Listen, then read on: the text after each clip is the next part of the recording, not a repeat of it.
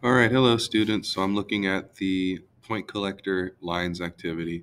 And when you start out one of these Desmos activities, like I always say, you just want to play around with it until you figure out what's going on. And so as I'm dragging these dots around, I'm just noticing that my score is changing. And depending on the dots that are getting shaded, my score goes up or down. What I'm noticing is that you like to get blue points and you don't like to get red points.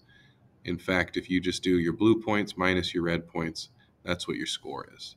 So if I'm trying to get the highest possible score, I'm going to try to get as many blue points as I can and avoid some red points. Looks like 4 is about as good as I can do here.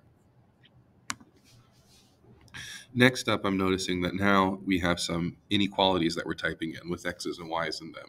And I notice that right now we've got y is less than x. That's the inequality that's typed in there. And they were kind enough to give us a hint. So let's try and change the direction of the inequality and see what we notice. If I change it from a less than to a greater than, what was the big thing that changed? Notice that when it's y is less than, it's shading the bottom half of the screen. And when it's y is greater than, it's shading the top half. Some of you may be tempted to use words like left and right here. I really encourage you to think of this only in terms of up and down. And the reason why is because I'm reading this from left to right, and so I'm looking at how the y values are related to the x values. So when it says y is less than x, if you notice all these points over here that I'm clicking on, all of these points have a y value that's less than the x value. Like 4 comma 1, the y value of 1 is less than the x value of 4. When I switch it around, now all the points up here above the line have a y value that is bigger than the x value. So that is how we do these new sort of inequalities, is we're relating the x and the y numbers to each other. And we're telling the computer, or if you're drawing it by hand, you're telling me, the reader, what points to shade in. So y is greater than x is a pretty good score here. There is a fancy way I could get a slightly higher score, but I'm going to leave it here for now. On this third one here, they gave us another helpful hint, so I'm going to follow it. Try changing the slope. And what I'm noticing that I would like to happen is I would love to get rid of these red dots. I don't want these right there. And so I can draw a boundary line like this. And that boundary line has a negative slope. So I'm going to go in to my inequality and change the slope to a negative number. That looks pretty good. But I could make it even a little bit steeper. And then I've avoided all of those. I want you to notice something about this point right here on the boundary line.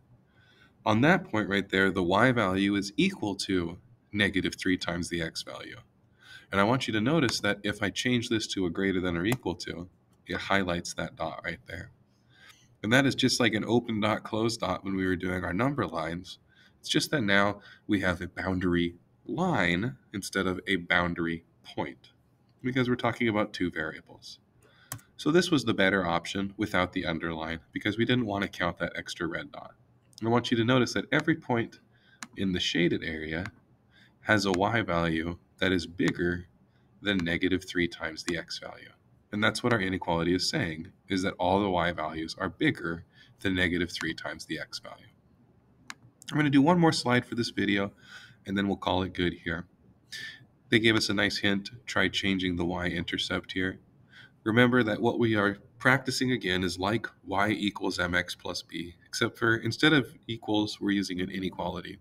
And so when I see y is greater than or equal to 1/2 x plus 1, I'm seeing my mx plus b. And when we look at mx plus b, the m is our slope, and you should be thinking about rise over run, and the b is our y-intercept.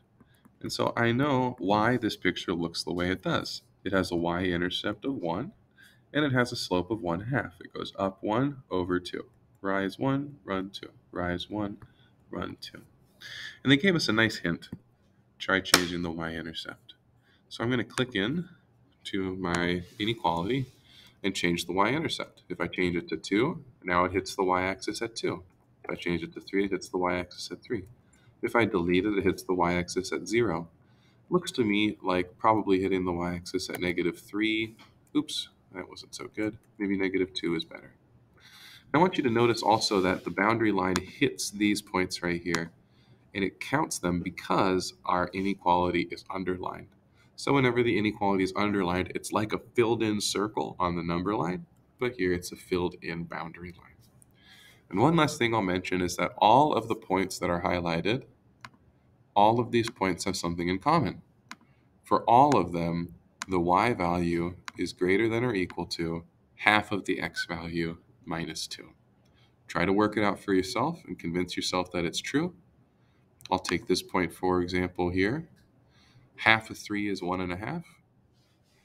1.5 minus 2 is -0.5, and the y value is bigger than that. So every point in the shaded region fits in the inequality. All right.